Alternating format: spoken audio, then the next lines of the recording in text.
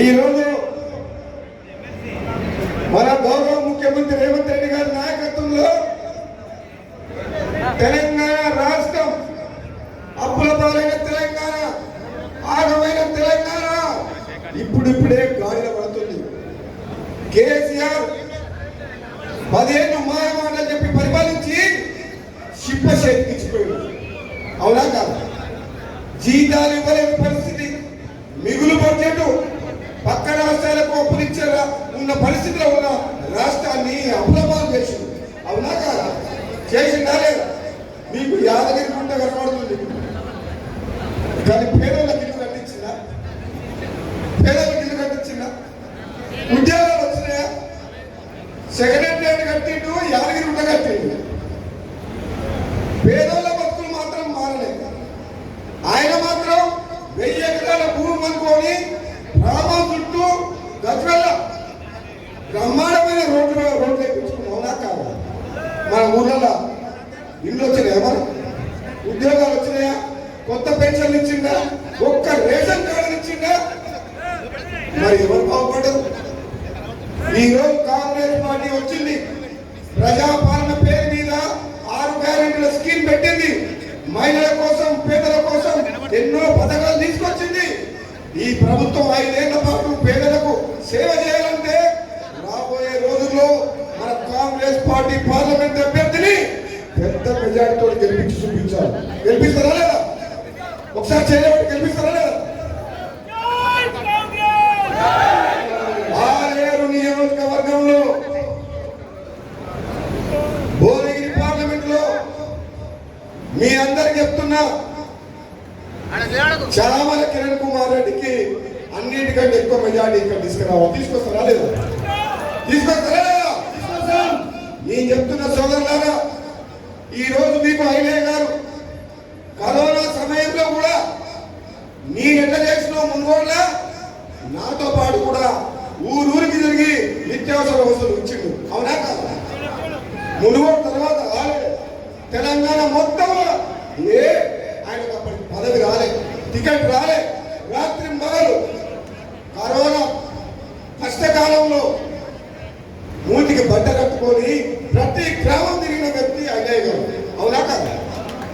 మరి అటువంటి వ్యక్తి, ప్రజలకు సేవ చేసే వ్యక్తి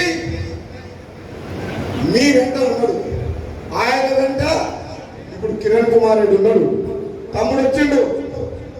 నేను చెప్తున్నా, వీళ్ళిద్దరి వెంట కోమటిరెడ్డి బ్రదర్స్ ఉండరు. ఇక ఎవడొస్తారో మమ్మల్ని చూసుకున్నారు. వస్తారా? ఎవడన్నా? వీళ్ళిద్దరు యువకుల వెంట మేము అన్నదమ్ముల ఉంటే ఈ ఏరియాలో ఇంకో పార్టీ ఉంటుందా? ఉండదా? ఉండదా? ఎవడన్నా బతికి పట్టగలుగుతాడా? ఇన్నమని ఎవడో పొంగరాలు కొడుతున్నారు, నేను మాట్లాడుతున్నావు. అరే కేసీఆర్ ఒక్కరి మా పాము దుగడి చేస్తావు. ఆయన కేసీఆర్ కే కథం దుకాణం బంద్. అవునా కదా?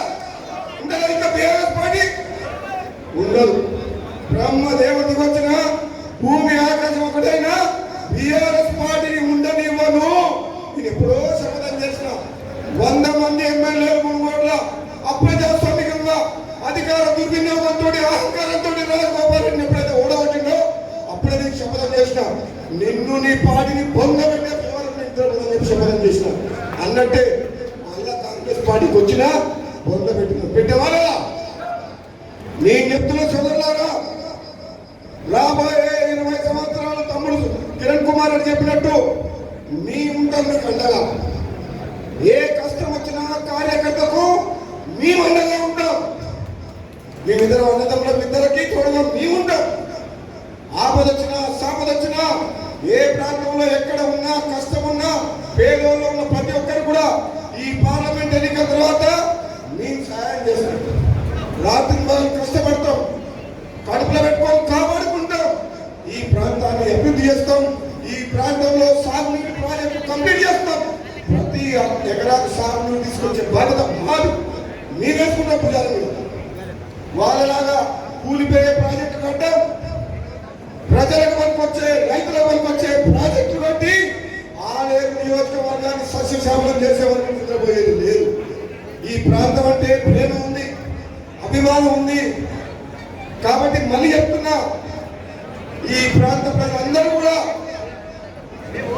కాంగ్రెస్ పార్టీ అభ్యర్థి చామల కిరణ్ కుమార్ రెడ్డి గారిని పెద్ద మెజారిటీతో గెలిపించుకోవాల్సిన అవసరం ఉంది. గెలిపిస్తారా లేదా? మీ అందరినీ కూడా మరొక్కసారి పేరు పేరున ధన్యవాదాలు తెలియజేస్తూ ఒక్కసారి చేయబట్టే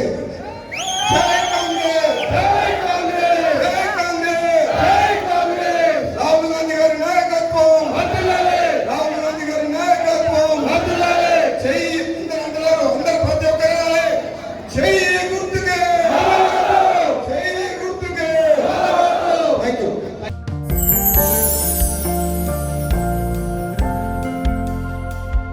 లవ్, ఈ అందమైన 4 అక్షరాల బారిన పడని మనిషి ఉండరు, మనసు ఉండదు.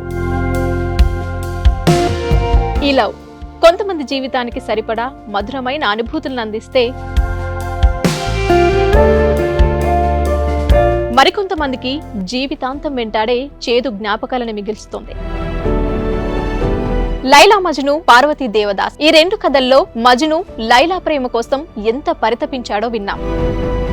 దేవదాస్ పార్వతి ప్రేమ కోసం ఎంత పిచ్చోడయ్యాడో చూసాం.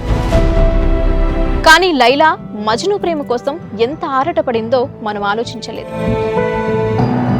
దేవదాసు దూరమయ్యాక పార్వతి పరిస్థితి ఏంటో మనం అర్థం చేసుకోలేదు. ప్రేమ నుండి పెళ్లి వరకు వెళ్ళలేకపోయినా ఎంతో మంది అమ్మాయిల బ్రేకప్ స్టోరీస్తో మీ లవ్ టుడే.